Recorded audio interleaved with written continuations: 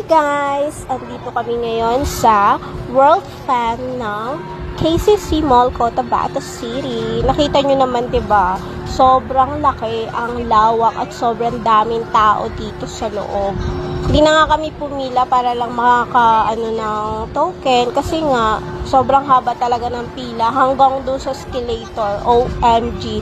So hindi na kami nagpakahirap magpila-pila, naglakad-lakad na lang kami dito sa loob.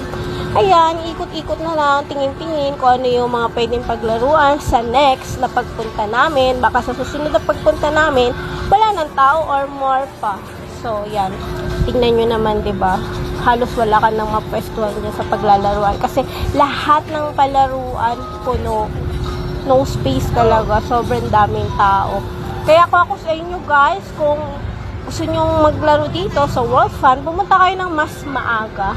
At kailangan nyo rin talagang pumila ng mga 1 oras, 2 oras para magkaroon kayo ng token. So, tsaga-tsaga lang yan guys para makapaglaro kayo. So exciting naman to sa mga kids nyo at talaga mag-i-enjoy sila. Good luck! Bye!